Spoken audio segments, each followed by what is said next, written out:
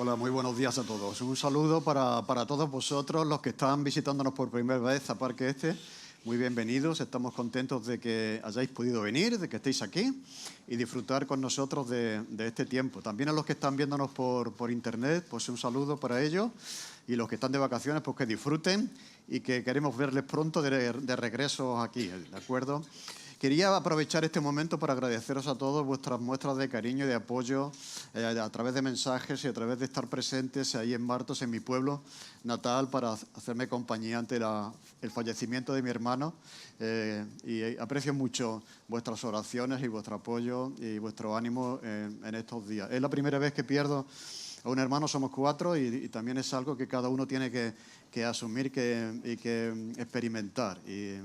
Y agradezco mucho el hecho de estar en el Señor, de conocer al Señor y de tener una comunidad, que eso es la Iglesia, donde uno puede encontrar el apoyo, el cariño, cuando uno pasa por momentos difíciles como estamos viendo. Bien, estamos en una serie que hemos titulado Viviendo por Fe en tiempos difíciles. Los tiempos en los que vivimos son tiempos difíciles que requieren para los cristianos aplicar la fe, vivir por fe. ¿Qué significa eso de que el justo, el cristiano, por la fe vivirá? ¿De acuerdo? Y estamos viendo ya en el inicio de la serie que la fe no es algo que se queda quieto, no es algo estático, no es algo que no se mueve, sino todo lo contrario. La fe es algo que se mueve, que se ejercita, que actúa en todo tiempo. La fe no es algo únicamente que aplicamos en el momento en el que conocemos a Jesús como Señor y Salvador, sino que la fe es algo que tenemos que estar utilizando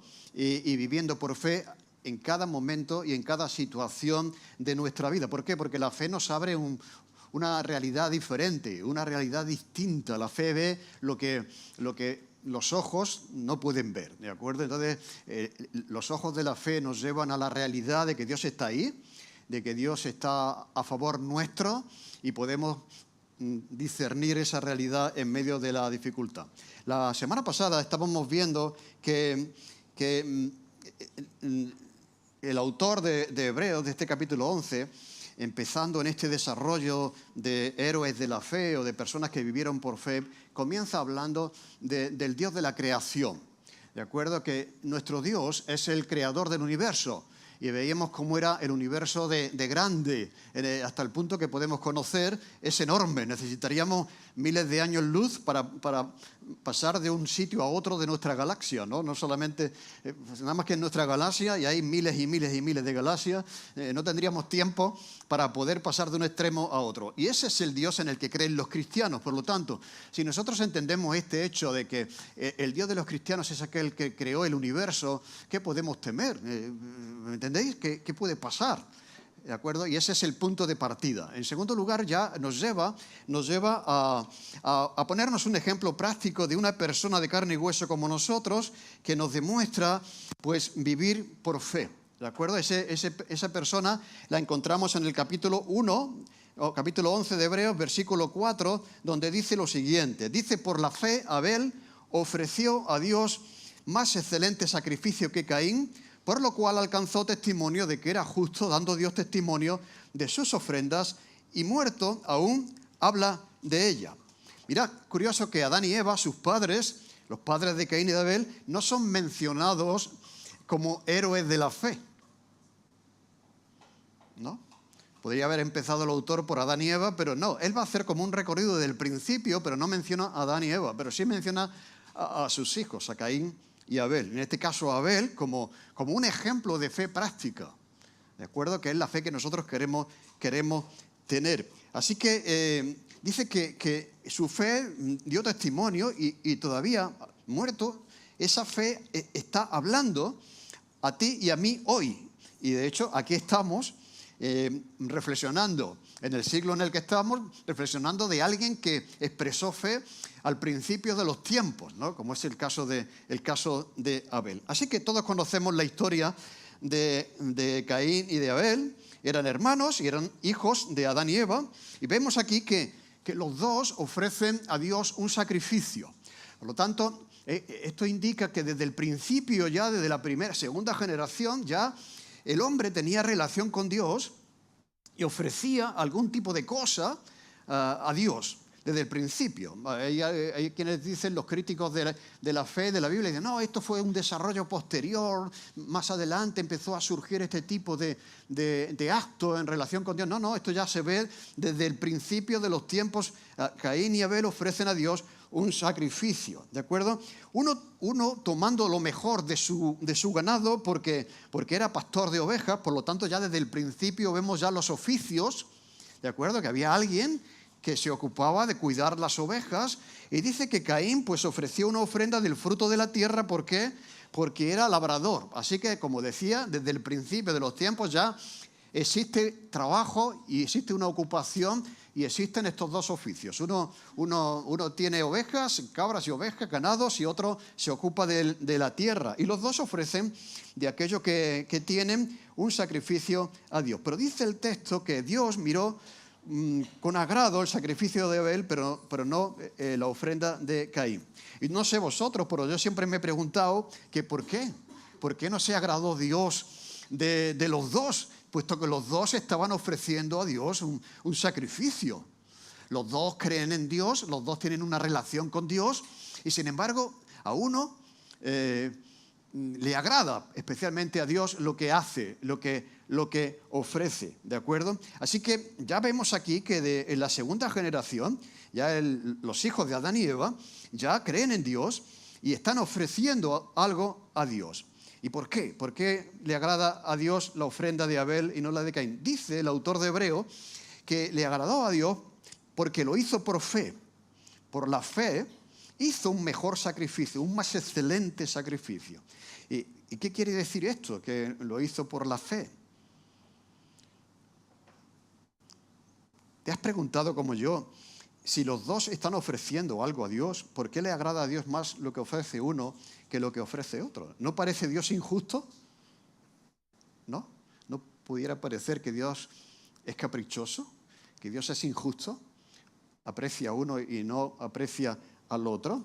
Pues nos dice que lo hizo por la fe el autor de Hebreo, y vamos a explicar eso un poco más adelante. Pero vamos a ir a la historia de Génesis, capítulo 4, versículo 1 al 8, para tener un poquito de contexto de la realidad de estos dos hermanos, ¿de acuerdo? Y ahí en Génesis podemos conocer un poco más de ellos y también de lo que hicieron al Señor. Dice, conoció Adán a su mujer Eva, la cual concibió y dio a luz a Caín, y dijo, por voluntad del Señor he adquirido varón. Después dio a luz a su hermano Abel, y Abel fue pastor de ovejas, y Caín fue labrador de la tierra. Aconteció, andando el tiempo, que Caín trajo del fruto de la tierra una ofrenda al Señor, y Abel trajo también de los primogénitos de sus ovejas, de lo más gordo de ellas, de lo mejor. Y miró el Señor con agrado a Abel y a su ofrenda, pero no miró con agrado a Caín y la ofrenda suya. Y enseñó Caín, y se ensañó Caín, se molestó en gran manera.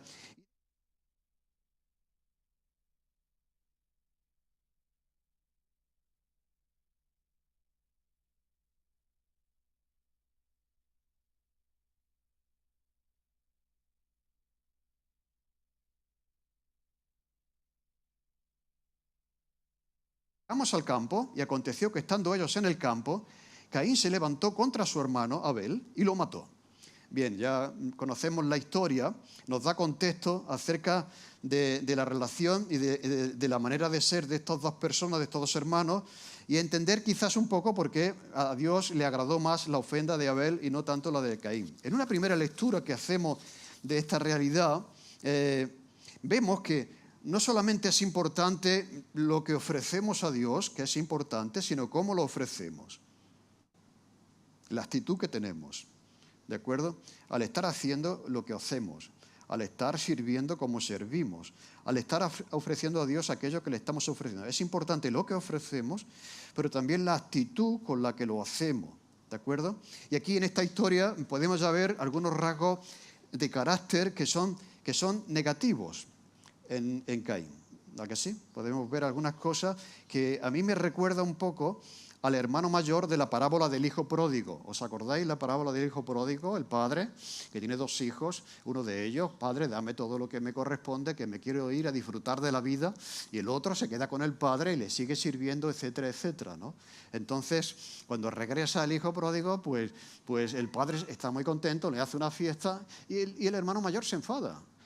Decae su semblante, lo mismo que el semblante de Caín, cuando ve que la ofrenda de su hermano había sido más agradable a Dios que la suya, y decae su semblante, ¿de acuerdo? Así que nos recuerda un poco esta historia de los 2 hermanos, y los dos manifiestan un desagrado por la manera de su cara. El rostro habla, ¿no? ¿A que sí? Entonces, por la cara, ya podemos ver que esta persona se ha enfadado, ¿no?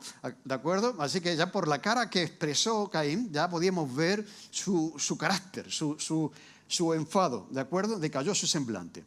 Mirad qué interesante que lo mismo que hace el padre de la parábola del hijo pródigo, el padre establece una conversación con Caín. Y en este caso Dios le dice, ¿por qué te has enfadado? ¿Por qué ha decaído tu semblante? O sea, mantiene Dios una conversación de acuerdo con Caín. Y le dice, versículo 7, este es un texto interesante, si bien hicieres, no serás enaltecido, y si no hicieres bien, el pecado está a la puerta. Con todo esto, a ti será su deseo, y tú te enseñorearás de él. Bien, ¿qué quiere decir esto? O sea, es una conversación que Dios tiene con alguien que está enfadado, y Dios está dando aquí una lección práctica muy interesante de cómo funciona, de acuerdo, este mecanismo dentro del corazón humano. Eso es lo que dice la Reina Valera, pero hay otra versión que dice, si tú haces lo correcto, le está diciendo Dios a Caín, siempre lo aceptaré con agrado, pero si haces lo malo, el pecado está listo para atacarte como un león, no te deje morder por él. Y otra versión, para entender este texto, que a veces no se entiende bien qué es lo que está diciendo, dice, si haces lo correcto, serás aceptado, pero si te niegas a hacer lo correcto, entonces ten cuidado. O sea, como diciendo, si tú haces lo correcto, pues está bien. Esto es algo que un padre podría decirle a su hijo, ¿no? O sea, cuando haces lo correcto, eso es lo correcto, ¿de acuerdo? Pero si no lo haces, ten cuidado, porque hay consecuencias. Dice que el pecado está a la puerta. Esto es muy interesante porque es como si alguien estuviese continuamente a la puerta queriendo entrar, ¿de acuerdo? Y está ahí. O sea, dice, acabas de manifestar un carácter pecaminoso, pero como le des rienda suelta, hay otro pecado que va a venir, porque está esperando para comerte. Y efectivamente así pasó. Después de este consejo de Dios, no le hizo caso y mató a su hermano. O sea, el pecado que estaba a la puerta era el pecado del asesinato. O sea, ¿me entendéis? O sea, ten cuidado con esto, porque cuando haces lo malo hay consecuencias. Y hay alguien ahí que está queriendo que las haya y quiere comerte. Por lo tanto, pero este león que quiere comerte está ansioso por controlarte, pero tú debes dominarlo y ser su amo. O sea, quiere decir esto que siempre pecamos porque queremos. O sea, Dios le está diciendo aquí que a pesar de que ya el hombre expresa una tendencia al pecado, él decide siempre lo que va a hacer y puede decidirlo. Y él, por eso dice, tú te puedes señorear de él. O sea, tú puedes controlar ese pecado que está queriendo entrar como un león a tu casa. ¿Me entendéis? Entonces, vemos esa tendencia, pero puedes controlarla. Puedes controlarla. Así que si pecamos es porque queremos hacerlo. Porque tú te puedes enseñorear de él. Con todo, a ti será su deseo. Y tú puedes controlarlo. Así que tú puedes hacer igual que hizo tu hermano, que hace el bien, y eso me agrada. Pero si haces el mal, pues me desagrada y eso tiene consecuencias. Controla eso. Controla tu enfado, controla tu envidia, controla tu rabia. ¿De acuerdo? Pero no lo hizo. Vemos ahí ese orgullo, esa soberbia, esa envidia de su hermano. De hecho, 1 de Juan capítulo 3, versículo 12 dice que no como Caín, que era del maligno y mató a su hermano. En un sentido, ¿y por qué causa le mató? Le mató por envidia, porque su hermano era mejor que él.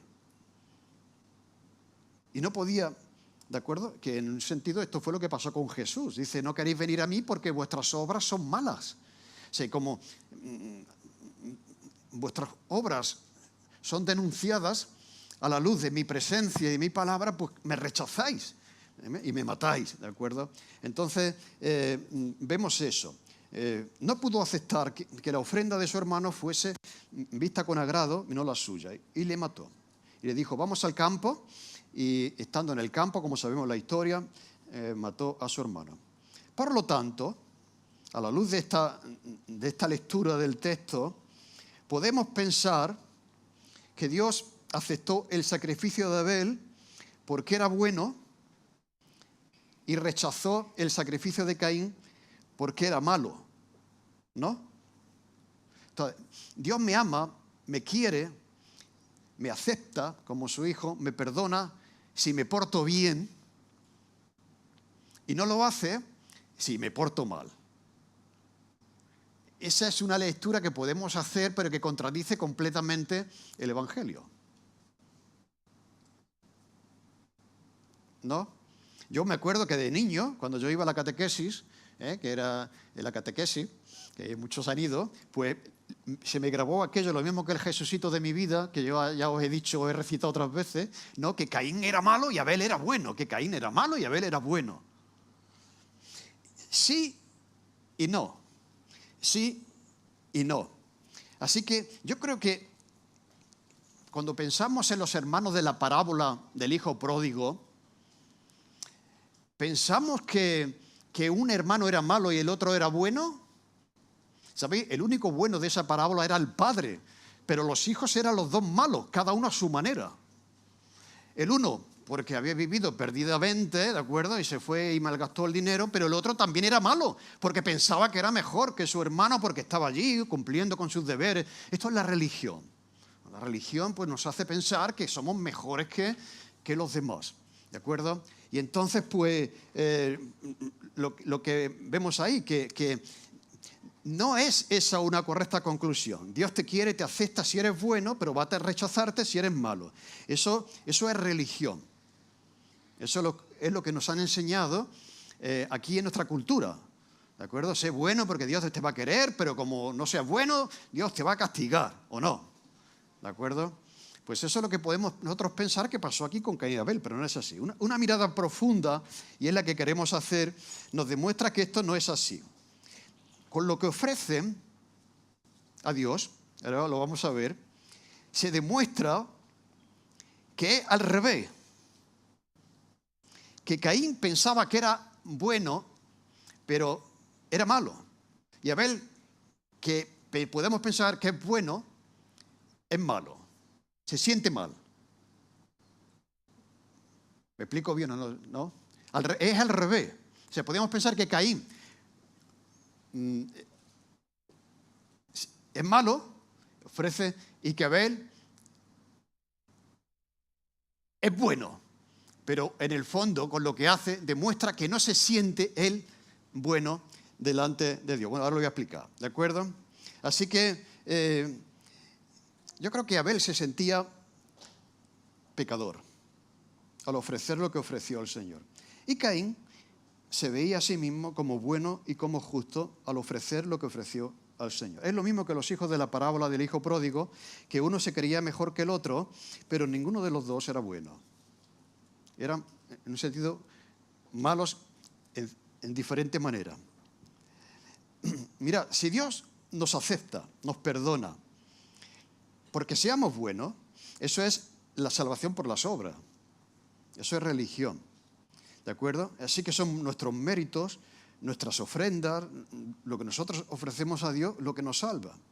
Pero en esta historia, por esa razón, Abel está como un héroe de fe. Hay algo debajo que no vemos, que no vemos, y que nos lo dice lo que ofrecen estos hermanos. ¿De acuerdo?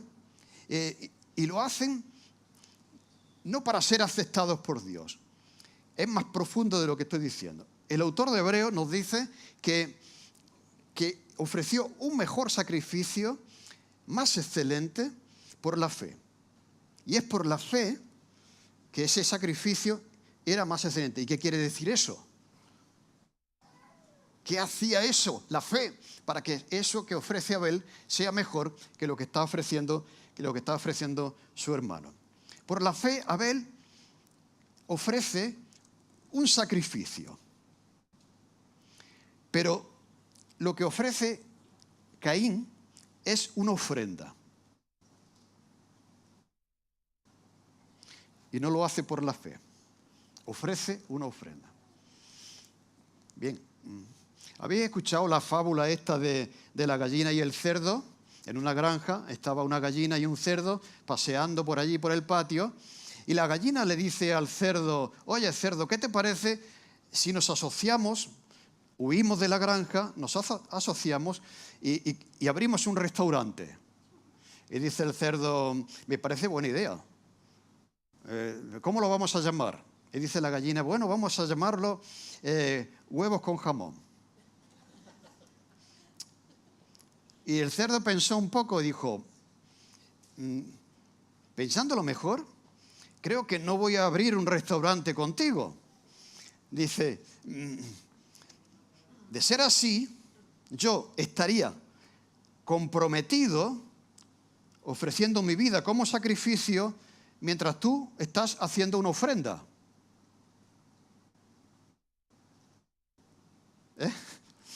No te va, o sea, huevo con jamón, la gallina sigue viviendo, pero el bacon quiere decir que el cerdo ha muerto.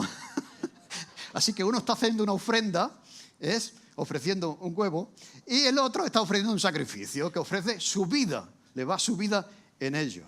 Esa es la diferencia entre una ofrenda y un sacrificio. Uno hace una ofrenda y el otro ofrece un sacrificio. Pero aún así podemos decir: bueno, ¿qué hay de malo en esto, no? Los dos creen en el Señor, los dos ofrecen algo al Señor, y la pregunta es: ¿de dónde vendría ya en esos hijos de Adán y Eva la idea? ¿Quién les enseñó que esto había que hacerlo? ¿Quién le enseñó a Abel que había que ofrecer a Dios un sacrificio? Todavía no estaba la escuela dominical, ¿no? ¿Pensáis en eso? ¿De dónde le viene a Caín y Abel esta idea de ofrecer a Dios un sacrificio? Pues probablemente viene de sus padres. Probablemente Adán y Eva, después de la caída, habían hablado con sus hijos muchas veces, ¿de acuerdo? Y ellos les explicaron a sus hijos todo lo que había pasado. Y cómo, para cubrir su vergüenza, ellos se tejieron hojas de higuera, pero aquello no era suficiente. Cuando Dios viene, se encuentra con ellos, les ve con hojas de higuera, cubriendo su vergüenza, su pecado, para que me entendáis, y Dios dice que les ofreció una mejor vestimenta. ¿Cuál fue? Pieles de animales. Ese es el primer sacrificio que ocurre en la historia de la humanidad. No fue la muerte de Abel, sino fue la muerte de un cordero que dio su piel para cubrir la vergüenza y el pecado de Adán y Eva. Ahí tenemos el Evangelio. Luego viene Juan el Bautista y dice: este es el Cordero de Dios que cubre el pecado del mundo. Esto no son hojas de higuera. Este es un sacrificio, lo mismo que Dios fue el que hace un sacrificio para cubrir a Adán y Eva. Dios ahora en Jesús ofrece otro nuevo sacrificio, en este caso de su Hijo, para cubrir nuestro pecado. Y por esa razón, pues ellos podían entender lo que había pasado, ¿de acuerdo? Que había sido necesario para restablecer el mal que se había hecho, la muerte de alguien. Un sustituto. El animal que Dios sacrifica. ¿De acuerdo? Y más adelante vamos a escuchar que sin derramamiento de sangre no hay perdón de pecado. Por lo tanto, la única manera de arreglar aquello era ofreciendo ese sacrificio de ese cordero. Así que alguien tenía que morir. Y el primero que murió en la historia de la humanidad fue probablemente un cordero para cubrir el pecado de Adán y de Eva. Así que esa acción de Dios probablemente había sido entendida por Adán y Eva y había sido transmitida a sus hijos. ¿De acuerdo? Papá, ¿y qué hicisteis cuando desobedecisteis a Dios? ¿No, hijo? Nos avergonzamos, salimos corriendo, nos escondimos y nos hicimos un vestido con hojas de higuera, pero Dios mató un cordero y nos cubrió. ¿Me entendéis? Ahí está la manera en que Dios va a machacar la cabeza del enemigo. Cuando dice, de la simiente de la mujer vendrá alguien. ¿Y cómo lo va a hacer? Como lo hizo ese primer cordero, ¿de acuerdo? Muriendo en una cruz por nosotros. Así que es probablemente, lo que he dicho, lo que los padres habían transmitido a sus hijos. Así que Abel, al ofrecer un sacrificio, lo hace por fe, pero una fe que entiende que él ha hecho lo mismo que sus padres y que necesita una solución que venga de Dios. Lo mismo que Dios ofreció ese cordero para cubrir a sus padres, este cordero mejor de sus ovejas, escoge lo mejor, no lo que...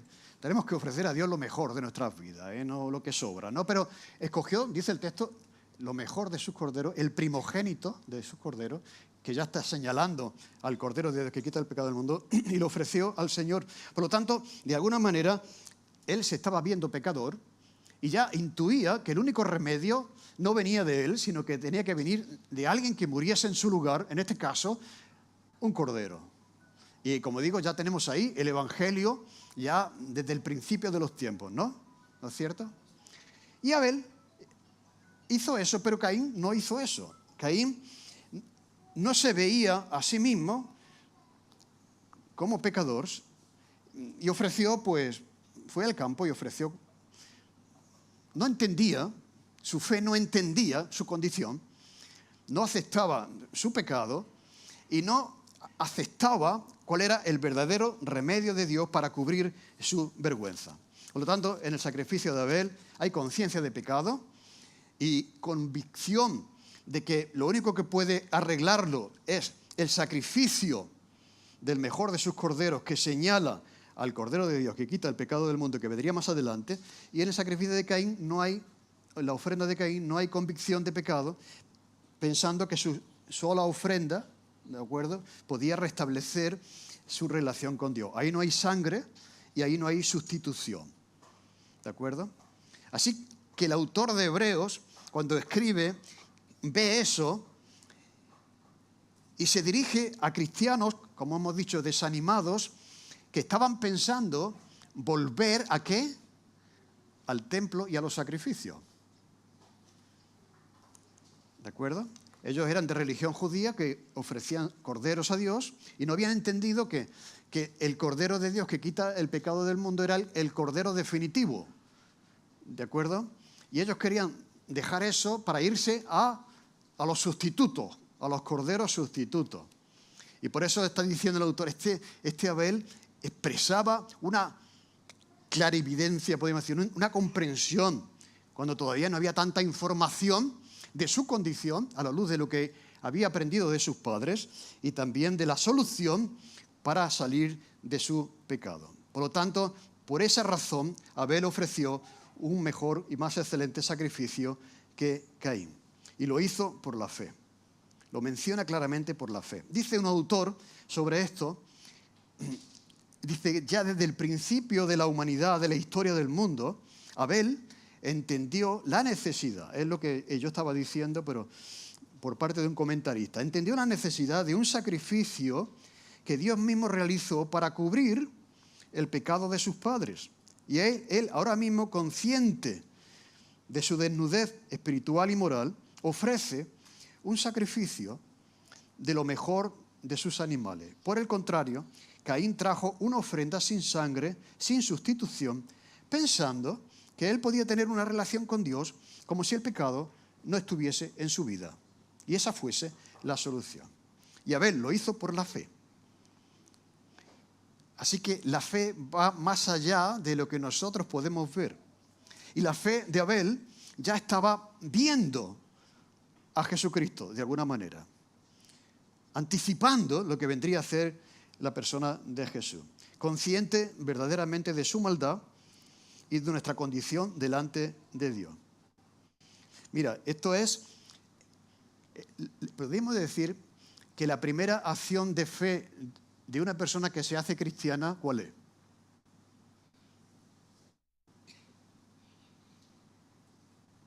¿Cuál es? Una pregunta retórica. No hace falta que conteste. Mira, hacer algo que no habíamos hecho antes. Ahora, a través de la fe, vemos realmente cómo somos. Que no tenemos remedio. Que somos pecadores. Y que necesitamos a Cristo. Eso no lo habíamos hecho antes. O sea, en un sentido, la fe, que implica todo lo que Dios ofrece al hombre, nos hace realmente percibir, esa es una de sus acciones, la verdadera realidad de lo que somos y de cuál es el remedio, ¿no? Así que cuando tú te convertiste al Señor, te hiciste cristiano, y la primera acción de fe era esa. Esa fe te convenció de que las hojas de higuera no te cubren, que lo que necesitas es un remedio divino, porque necesitas que Dios te salve, ¿no? Y entonces, pues, te hace ver tu condición y te hace colocar la fe en el sitio que puede traer verdadera salvación. Así que, mirad, cuando una persona sin fe mira al Calvario, lo que ve es a un hombre crucificado. ¿No? Siglo I, un hombre crucificado como tantos otros, ¿de acuerdo? Está ahí, algo habrá hecho, no sé. Pero la fe, cuando mira al Calvario, mira lo que otros no ven y ve lo que otros no pueden ver.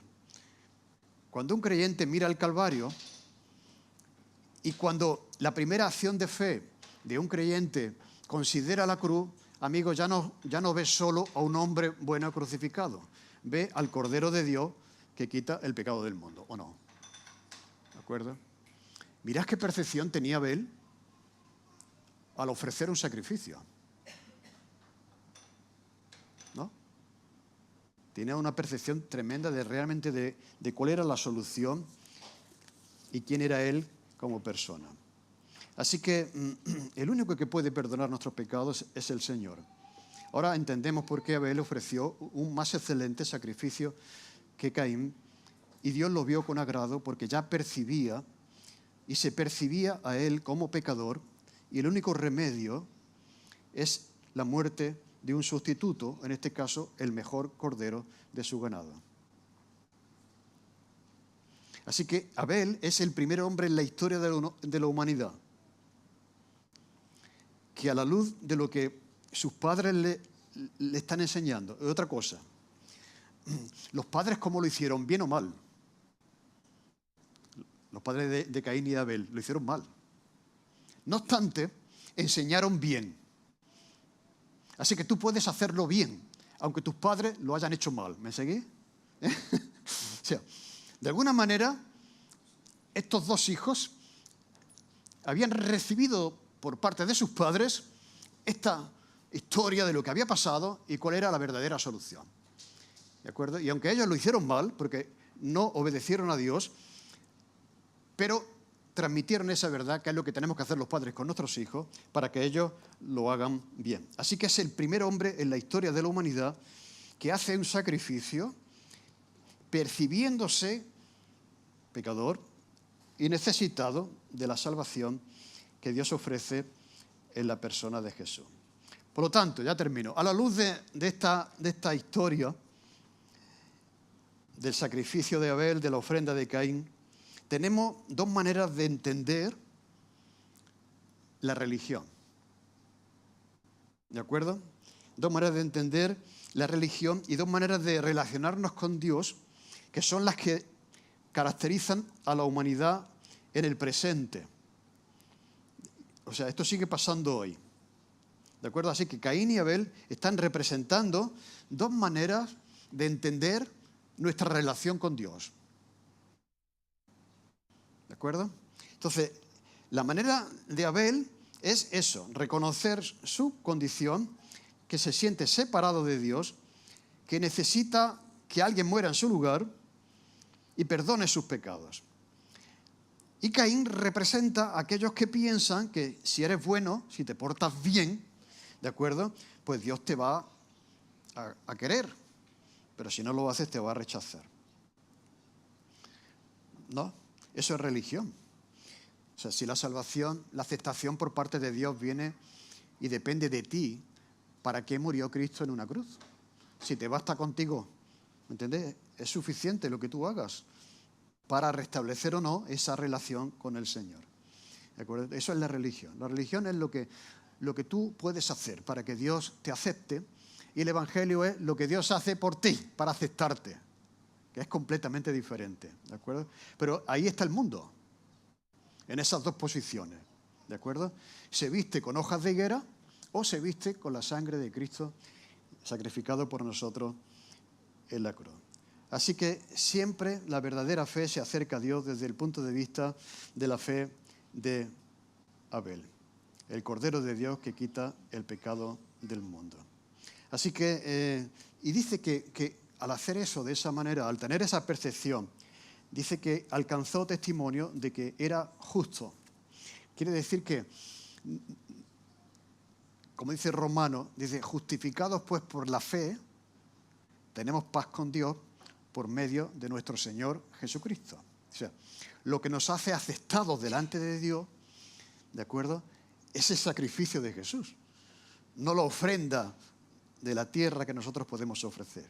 Entonces, al entender que necesitaba de un sustituto, pues Dios le declara justo, por la justicia, para que me entendáis, del Cordero de Dios que quitaría el pecado del mundo. Así que, y dice que esa fe, aún muerto, todavía nos habla a nosotros.